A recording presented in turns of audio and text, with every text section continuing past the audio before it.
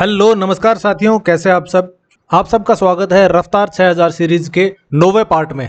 जो भी व्यूवर हमें फॉलो कर रहे हैं वो जानते हैं कि हम राजनीति विज्ञान के विभिन्न परीक्षाओं में पूछे जाने वाले 6000 वन लाइनर क्वेश्चंस कवर कर रहे हैं और हमारा टारगेट है कि लगभग 60 वीडियोज़ में हम इन 6000 क्वेश्चंस को कवर करें। इस सीरीज़ का ये 9वां पार्ट है जो यूनिट 1 है अपना यूजीसी नेट सिलेबस का, जिसमें पॉलिटिकल थ्योरी जो अपना यूनिट 1 है उसको लगभग हम कंप्लीट कर चुके हैं और उसका मिसलेनियस पार्ट करेंगे इस पार्ट में। उसके विविध जो बचे हुए क्वेश्चन है वो करेंगे और नया पार्ट शुरू करने वाले हैं यूनिट 2 यानी वेस्टर्न पॉलिटिकल थॉट, जिसमें 16 थिंकर्स हम पढ़ते हैं। तो आज पहले थिंकर यानी प्लेटो को उसमें कवर किया जाएगा। ये जो क्वेश्चन हैं सारे के सारे टॉपिक वाइज हम कवर कर रहे हैं, जो कि UGC NET, assistant professor, PGT, TGT, CUET exam, PhD entrance test, इन सब परीक्षाओं में बार बार पूछे जाते हैं और ये एग्जाम की दृष्टि से बहुत ज़्यादा इंपॉर्टेंट है। बात करें पीडीएफ की तो इंग्लिश मीडियम और हिंदी मीडियम दोनों ही मीडियम की अलग अलग पीडीएफ डिस्क्रिप्शन बॉक्स में इनकी आपको लिंक मिल जाएगी। अगर आपका एग्जाम कोई पास में है और आप इस रफ्तार सीरीज़ से आगे चलना चाहते हैं और आप कोशिश करना चाहते हैं कि फटाफट आपका सिलेबस कंप्लीट हो, तो आप उस पीडीएफ का प्रिंट आउट ले सकते हैं। 180 पेजेस की प्रिंट आउट है आपका मिलेगा, मतलब 90 सीट में आपका प्रिंट आउट हो जाएगा। पतली सी बुकलेट मिल जाएगी और उनको आप मल्टीपल रिवीजन कर सकते हैं। 5-5 दिन में फटाफट रिवीजन कर सकते हैं। इसमें कोई ऐसा एमसीक्यू वाला सिस्टम नहीं है, सीधा क्वेश्चन है, सीधे आंसर है, सिंपल। तो आप फटाफट भी पढ़ेंगे तो 4-5 दिन में, एक वीक में आप पूरे सिलेबस को कवर कर सकते हैं। तो चलिए शुरू करते हैं आज का सेशन। यूनिट 1 यानी पॉलिटिकल थ्योरी का जो मिसलेनियस सेक्शन है वो हम कर रहे थे। आज ये यूनिट 1 अपनी खत्म हो जाएगी। क्वेश्चन नंबर 801, जहां कोई कानून नहीं वहां स्वतंत्रता भी नहीं हो सकती। जहां कोई कानून नहीं वहां स्वतंत्रता भी नहीं। यह किसने कहा? यह कहा है लॉक ने।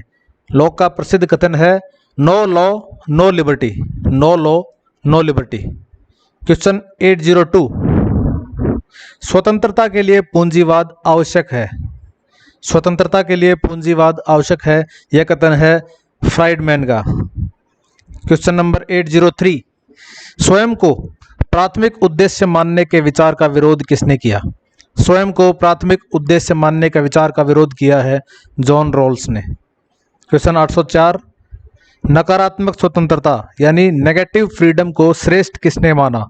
नेगेटिव फ्रीडम को श्रेष्ठ माना है इजाया बर्लिन ने। इजाया बर्लिन ने लिबर्टी को पॉजिटिव और नेगेटिव दो लिबर्टी में डिवाइड किया था और उन्होंने नेगेटिव लिबर्टी को श्रेष्ठ माना था पॉजिटिव लिबर्टी से। तो फ्रीडम की जगह यहाँ पे लिबर्टी लिखेंगे हम, नेगेटिव लिबर्टी, नकारात्मक स्वतंत्रता।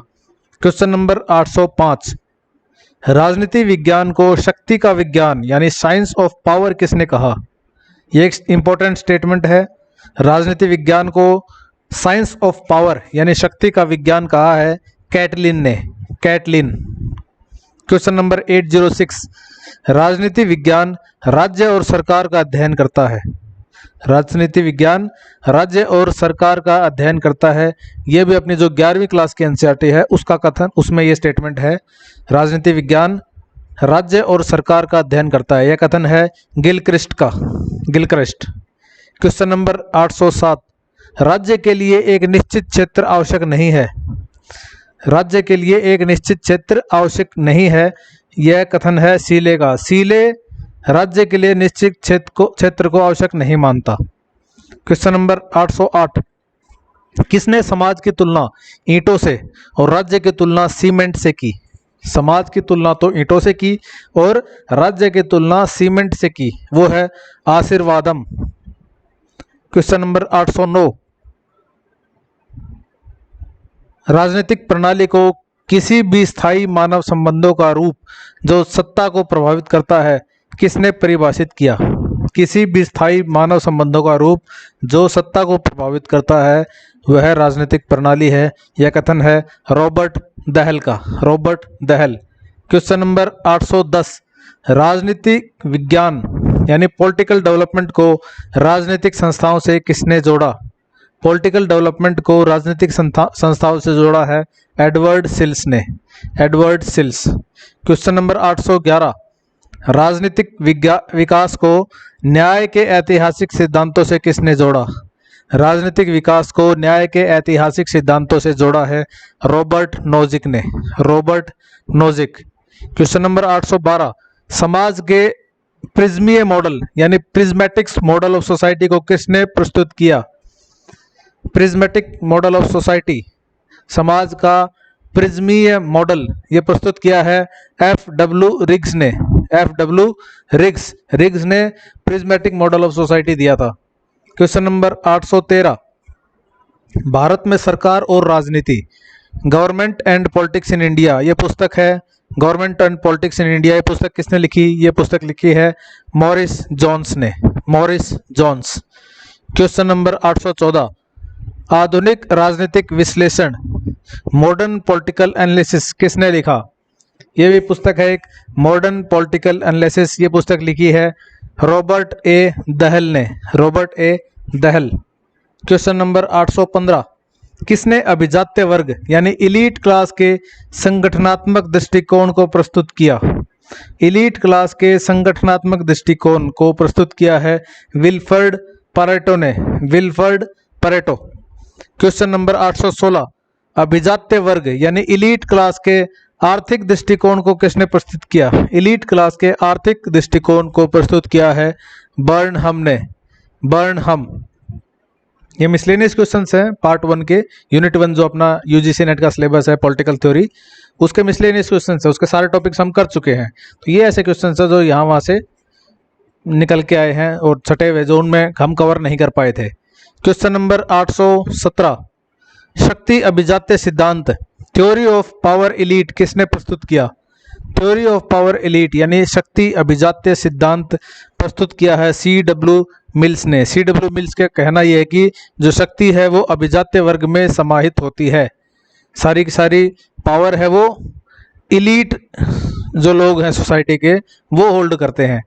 क्वेश्चन नंबर 818, लक्ष्मी की खोज में, ये पुस्तक लिखी है in pursuit of Lakshmi, in pursuit of Lakshmi पुस्तक है लॉर्ड एंड रुडोल्फ की, लॉर्ड एंड रुडोल्फ।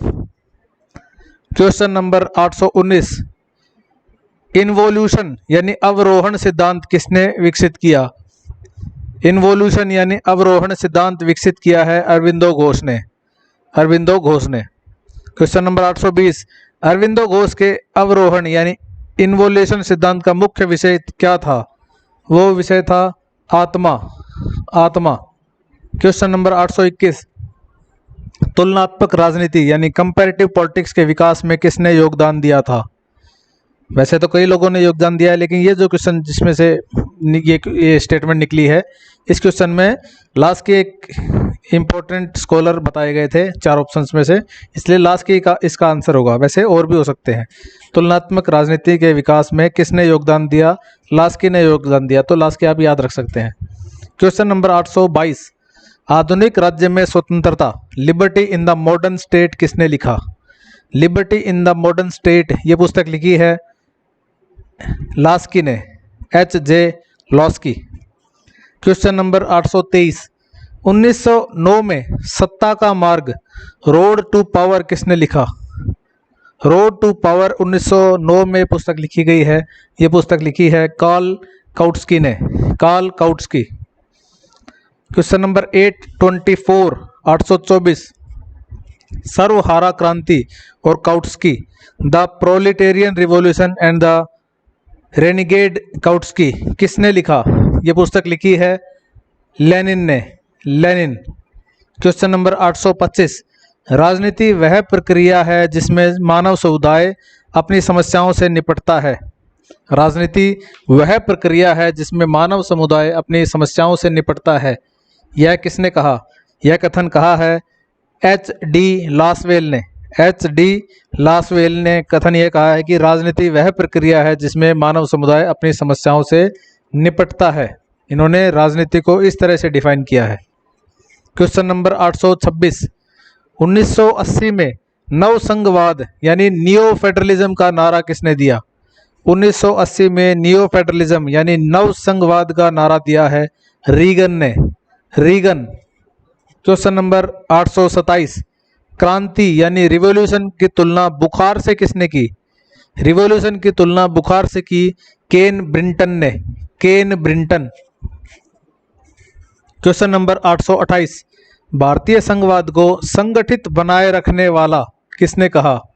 भारतीय संघवाद को संगठित बनाए रखने वाला कहा है पी वर्धन ने, पी वर्धन। क्वेश्चन नंबर 829, जस इन बेलो का संबंध किससे है? जस इन बेलो का संबंध है युद्ध नैतिकता से। युद्ध नैतिकता यानी जस का मतलब जस्टिस है, यहाँ पे जस्टिस के लिए युद्ध करना ही युद्ध नैतिकता है। जस इन बेलो का संबंध है युद्ध नैतिकता से। क्वेश्चन नंबर 830, औद्योगिकरण के कारण नौकरशाही के पतन की भविष्यवाणी किसने की? किसने कहा था कि औद्योगिकरण होगा तो नौकरशाही का पतन होगा धीरे धीरे? यह भविष्यवाणी की है वॉरेन बेनिस ने, वॉरेन बेनिस। क्वेश्चन नंबर 831, ये एक इंपॉर्टेंट क्वेश्चन है। वैधता संकट यानी लेजिटिमेशन क्राइसिस की संकल्पना किसने विकसित की? लेजिटिमेशन क्राइसिस यानी वैधता संकट की संकल्पना विकसित की है हैबरमास ने, हैबरमास। क्वेश्चन नंबर 832, राज्य के जैविक सिद्धांत यानी organic theory of the state को किसने प्रतिपादित किया? Organic theory of the state को प्रतिपादित किया है हर्बर्ट स्पेंसर ने, हर्बर्ट स्पेंसर। राज्य के जैविक सिद्धांत को और भी स्कॉलर्स मानते हैं, लेकिन यहाँ पर ऑप्शन में हर्बर्ट स्पेंसर दिए गए थे, इसलिए हर्बर्ट स्पेंसर हमने आंसर लिखा है यहाँ पे। क्वेश्चन नंबर 833, आधुनिक राज्य हिंसा पर एकाधिकार रखता है। जो आधुनिक राज्य है वो हिंसा पर एकाधिकार रखता है, यह किसने कहा? यह कथन है मैक्स वेबर का, मैक्स वेबर। क्वेश्चन नंबर 834, राज्य शक्ति के प्रयोग से नहीं बनता, राज्य शक्ति के प्रयोग से नहीं बनता, यह कथन कहा है रॉबर्ट मैकाइवर ने, रॉबर्ट मैकाइवर। क्वेश्चन नंबर 835, राजनीति विज्ञान में ज्यामिति और भौतिकी का उपयोग किसने किया? राजनीति विज्ञान में सबसे पहले ज्यामिति और भौतिकी का उपयोग किया है थॉमस हॉब्स ने, थॉमस हॉब्स। इंपॉर्टेंट है क्वेश्चन भी। क्वेश्चन नंबर 836, राजनीति विज्ञान के बिना इतिहास का कोई फल नहीं, राजनीति विज्ञान के बिना इतिहास का कोई फल नहीं, यह कथन है सीले का, सीले। क्वेश्चन नंबर 837, किसने सामाजिक अनुबंध सिद्धांत यानी सोशल कॉन्ट्रैक्ट थ्योरी की आलोचना दुर्बल इतिहास के रूप में की? सोशल कॉन्ट्रैक्ट थ्योरी यानी सामाजिक अनुबंध सिद्धांत की आलोचना की गई थी, और यह आलोचना दुर्बल इतिहास के रूप में की कि सोशल कॉन्ट्रैक्ट थ्योरी दुर्बल इतिहास है, यह कहा है हेनरी मैन ने, हेनरी मैन।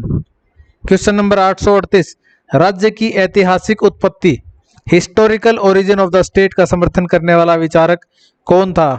मतलब किसने कहा है कि स्टेट का ओरिजिन हिस्ट्री में है, इतिहास, ऐतिहासिक उत्पत्ति हुई है राज्य की, यह विचारक है मैकाइवे। इनके अलावा और भी विचारक हैं, पर मैकाइवर यहाँ पर ऑप्शन में थे, इसलिए मैकाइवर हमने लिखा है। अभी अपना अगली यूनिट स्टार्ट हो रही है आज से, यूनिट नंबर 2 यानी political thought, political thought unit number 2। इसमें 16 थिंकर हैं, सिलेबस में 16 थिंकर दिए गए हैं, और इन 16 थिंकर्स पे 10 सवाल आते हैं यूजीसी नेट में या किसी भी असिस्टेंट प्रोफेसर के एग्जाम में जिसमें कि यूजीसी नेट वाला सिलेबस होता है। इसके अलावा टीजीटी, पीजीटी, सीयूटी, इस तरह के एग्जाम्स में भी ये सारे स्कॉलर्स इंपॉर्टेंट हो जाते हैं, और उनके सिलेबस के अनुसार इनके क्वेश्चंस कम या ज़्यादा होते हैं। अगर सिलेबस में ज़्यादा मेंशन है तो ज़्यादा पूछे जाएंगे, कम मेंशन है तो कम पूछे जाएंगे। लेकिन हम ये अंदाज़ा लगा सकते हैं कि जैसे कि यूजीसी नेट में 100 में से 10 सवाल आएंगे, यानी 10% हिस्सा यहाँ से आता है, तो बाकी पेपर्स में भी 10 सवाल हम एक्सपेक्ट कर सकते हैं। तो ये 16 थिंकर हैं जो हमें करने होंगे यूनिट 2 में पॉलिटिकल थॉट में। तो पहला थिंकर आज हम शुरू करने वाले हैं। पहला थिंकर है प्लेटो। क्वेश्चन नंबर 839, प्लेटो का वास्तविक नाम क्या था? प्लेटो का वास्तविक नाम था एरिस्टोक्लीज, एरिस्टोक्लीज इंपॉर्टेंट है। क्वेश्चन नंबर 840, कौन से दार्शनिक ने प्लेटो के विचारों को अत्यधिक प्रभावित किया? प्लेटो के विचारों को अत्यधिक प्रभावित किया है सुकरात ने, सुकरात यानी सोक्रेटिस ने। क्वेश्चन नंबर 841, प्लेटो के सबसे प्रसिद्ध शिष्य कौन थे? प्लेटो के सबसे प्रसिद्ध शिष्य हैं अरिस्टोटल यानी अरस्तु। क्वेश्चन नंबर 842, किसने प्लेटो को सुकरात का पुनर्जन्म कहा? यहाँ से इंपॉर्टेंट स्टेटमेंट शुरू हो जाती हैं। 3 तो बेसिक थे जो सबको लगभग पता होते हैं, और अब अगली स्टेटमेंट है, किसने प्लेटो को सुकरात का पुनर्जन्म कहा? वो कहा है मैक्सी ने। मैक्सी, ये देखिए मैक्सी ने मैक्सिमम सी बात कह दी है, इतना ज़्यादा तुलना कर दी कि सुकरात का पुनर्जन्म ही कह दिया इन्होंने। क्वेश्चन नंबर 843, किसने प्लेटो का दर्शन शास्त्र का पोप कहा? फिलोसफी का पोप, ये कहा है सेबाइन ने। सेबाइन। क्वेश्चन नंबर 844, किसने प्लेटो को प्रथम यूटोपियन चिंतक कहा? पहला यूटोपियन चिंतक, यह भी कहा है मैक्सी ने। मैक्सी ने प्लेटो को पहला यूटोपियन चिंतक कहा है। यूटोपियन होते हैं काल्पनिक। क्वेश्चन नंबर 845, किसने प्लेटो को प्रथम फांसीवादी चिंतक कहा? प्लेटो को एनिमी ऑफ ओपन सोसाइटी भी कहा था इन्होंने, प्रथम फांसीवादी चिंतक कहा है कार्ल पोपर ने। कार्ल पोपर। इसके अलावा प्रथम फांसीवादी कहा है हन्ना अरेंट ने। हन्ना अरेंट ने।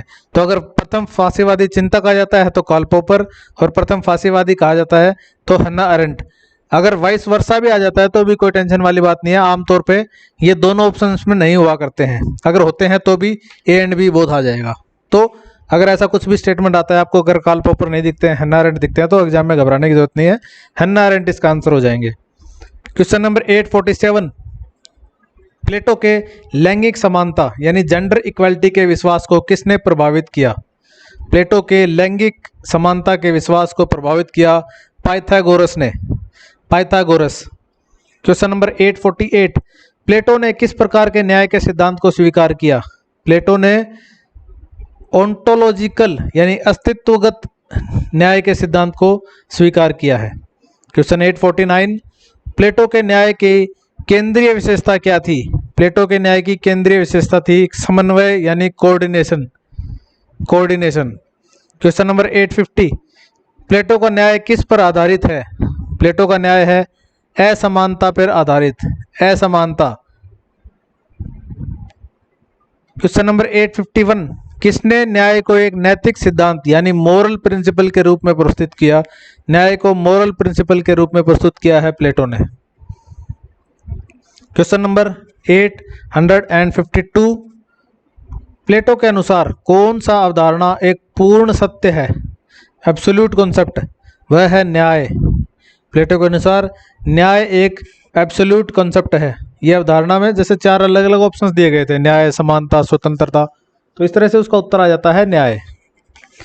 ये इस तरह के छोटे छोटे जो क्वेश्चंस हैं वो कैंडिडेट्स को आमतौर पे परेशान करते हैं कि भाई इसका क्या उत्तर हो सकता है। एब्सोल्यूट कॉन्सेप्ट किस चीज़ को कहा होगा उन्होंने? तो न्याय को उन्होंने एब्सोल्यूट कॉन्सेप्ट यानी एक पूर्ण सत्य कहा है। क्वेश्चन नंबर 853, सत्य सदा स्थायी और अपरिवर्तनीय होता है। सत्य परमानेंट होता है और अपरिवर्तनीय होता है, उसको चेंज नहीं किया जा सकता। यह कहा है पार्मेनेदिस ने। क्वेश्चन नंबर 854, सत्य स्थायी है लेकिन उसकी छाया गतिशील है। उसकी जो छाया है वो गतिशील है। इन्होंने एलिगरी ऑफ केव्स भी दिया था, जो केव है उसका सिद्धांत दिया था। ये भी है प्लेटो का कथन, सत्य स्थायी है लेकिन उसकी छाया गतिशील है। क्वेश्चन नंबर 855, प्लेटोनिक फ्रेम। प्लेटोनिक प्रेम यानी प्लेटोनिक लव किन के बीच होता है? प्लेटोनिक लव होता है मनुष्य और ईश्वर के बीच। मनुष्य और ईश्वर के बीच जो लव होता है उसको प्लेटोनिक लव कहा जाता है। आमतौर पे कोई प्रिय अपने प्रीतमा को भी यही कहता है कि मुझे तुमसे प्लेटोनिक लव हो गया है ना, प्लेटोनिक प्रेम हो गया है, यानी बहुत गाढ़ा प्रेम। क्वेश्चन नंबर 856, राज्य मनुष्य के चरित्र से निर्मित होता है, ओक वृक्ष से नहीं। राज्य जो है वो किसी ओक वृक्ष से निर्मित नहीं होता। ये कल्पना इन्होंने की थी, ऐसे बोला था कि भाई कहीं ट्रे से, ओक के ट्रे से नहीं आता। राज्य मनुष्य से ही निर्मित होता है, जैसा मनुष्य होगा वैसा ही राज्य होगा। जो मनुष्य की क्वालिटी जो उन्होंने बताई थी कि भाई मैन ऑफ कॉपर होगा, मैन ऑफ अलग अलग मेटल के इन्होंने मैन बताए थे, उनकी जो क्वालिटीज होंगी, उनकी जो जस्टिस होगी, सोल की जस्टिस, वही राज्य पे भी लागू होती हैं। तो जो राज्य है वो मनुष्य के चरित्र से निर्मित होता है, यह भी कथन है प्लेटो का। क्वेश्चन नंबर 857, न्याय मनुष्यों के आपसी समझौते का परिणाम है।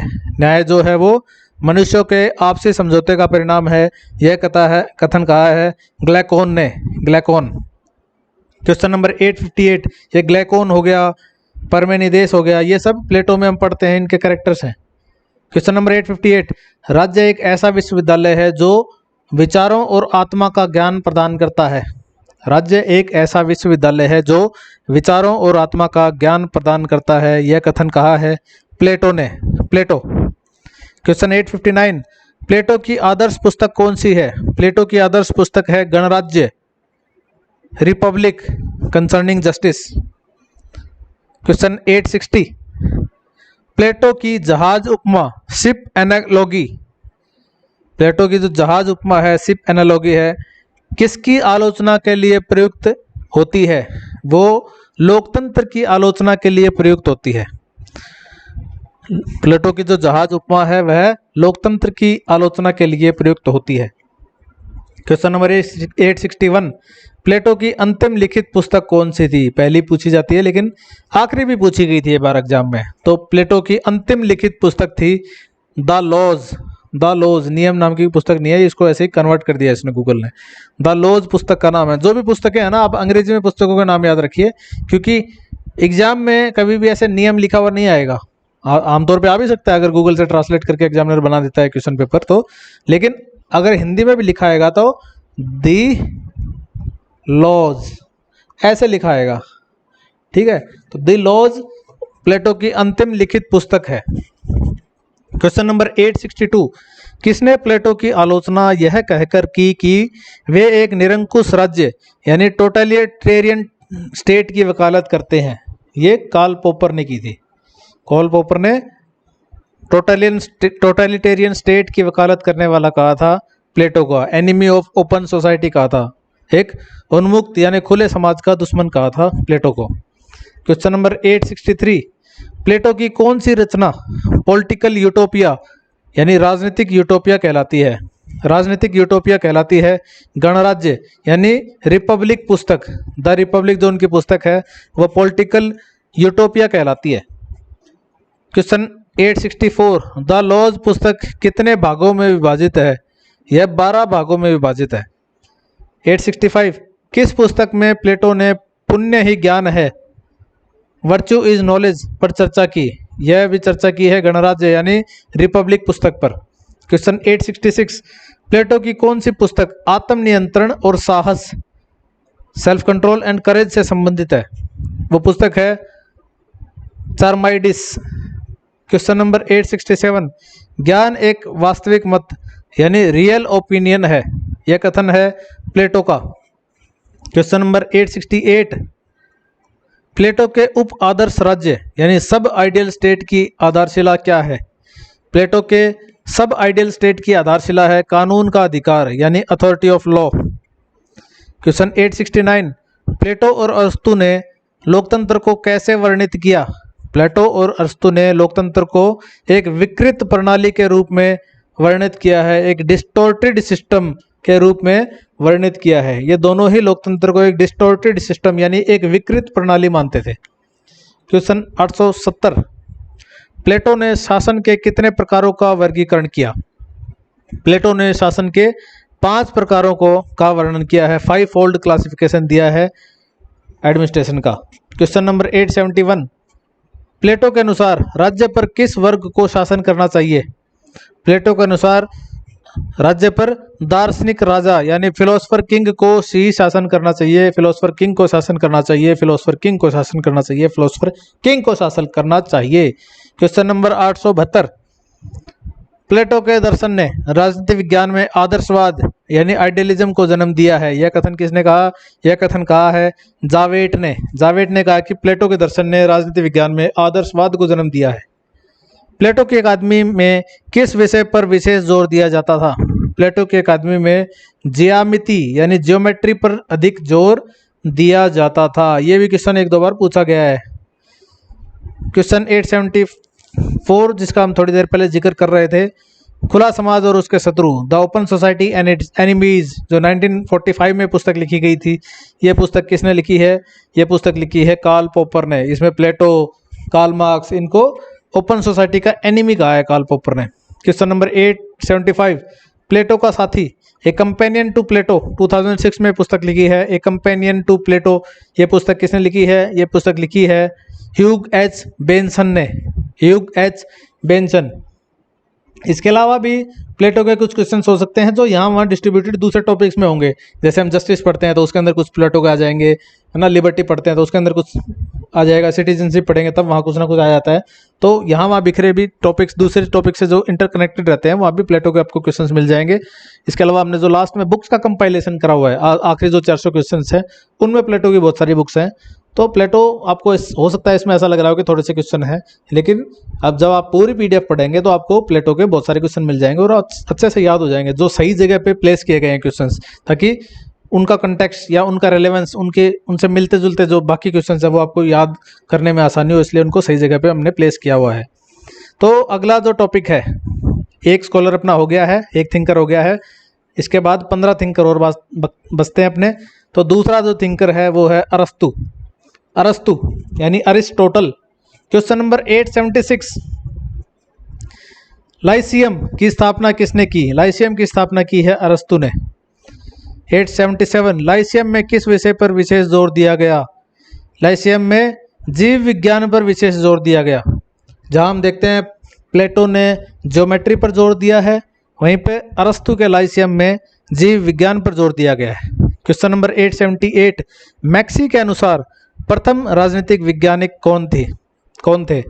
मैक्सी के अनुसार अरिस्टोटल यानी अरस्तु जो थे वो प्रथम राजनीतिक वैज्ञानिक थे। क्वेश्चन नंबर 879, निकोमेशियन इथिक्स, निकोमेखीय नैतिक शास्त्र किसने लिखी? यह पुस्तक लिखी है अरस्तु ने, अरिस्टोटल ने।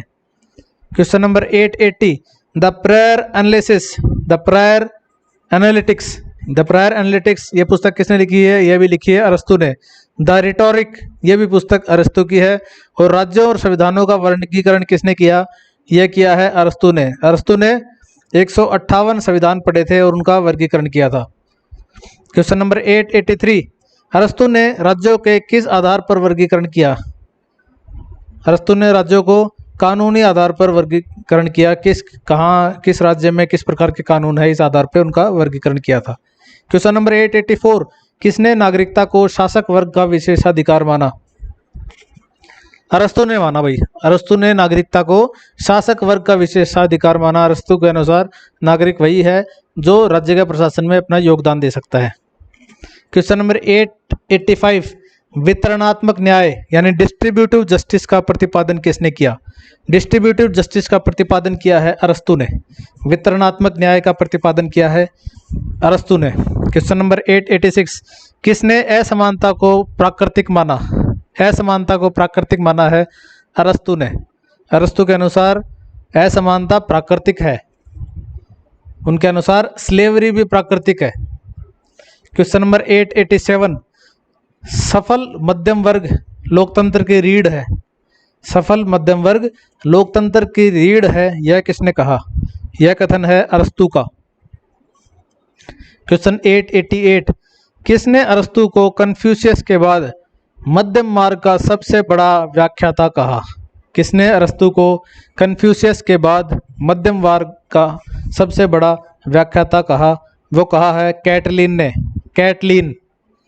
क्वेश्चन 889, परिवार समय में प्रथम है लेकिन राज्य स्वभाव से प्रथम है। परिवार समय में प्रथम है लेकिन राज्य स्वभाव से प्रथम है, यह कथन किसने कहा? यह भी प्रसिद्ध कथन है अरस्तु का, अरिस्टोटल का। क्वेश्चन नंबर 890, अरस्तु के अनुसार सर्वोत्तम शासन प्रणाली कौन सी है? अरस्तु के अनुसार सर्वोत्तम शासन प्रणाली है मध्यम मार्ग का शासन, मध्यम मार्ग का शासन। क्वेश्चन नंबर 891, अरस्तु ने सीमित संपत्ति की तुलना किससे की? अरस्तु ने सीमित संपत्ति की तुलना की है हथौड़े से। किससे की है? हथौड़े से की है। क्वेश्चन नंबर 892, कानून युगों से संचित निधि है। कानून युगों से संचित निधि है, यह कथन किसका है? यह कथन है अरस्तु का, अरस्तु का। अरस्तु कानून के शासन का समर्थन करते हैं।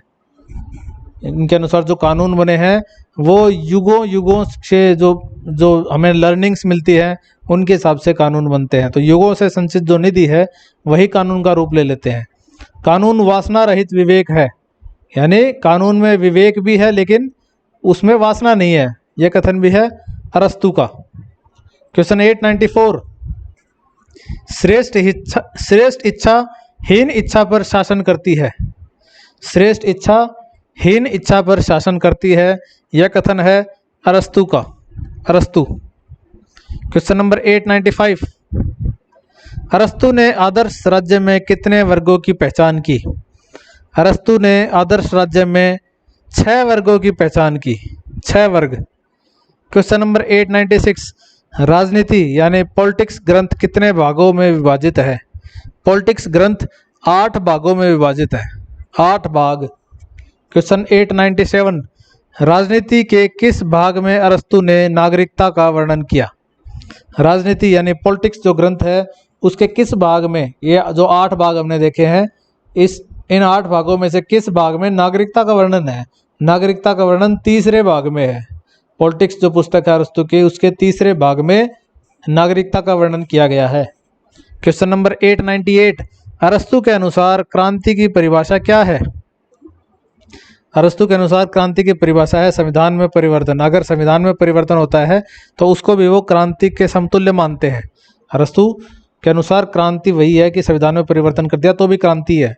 क्वेश्चन 899, अरस्तु के अनुसार क्रांति का मूल कारण क्या है। क्रांति का मूल कारण है असमानता। गरीब भी नहीं है, चोरी चकारी नहीं है, क्राइम नहीं है, असमानता।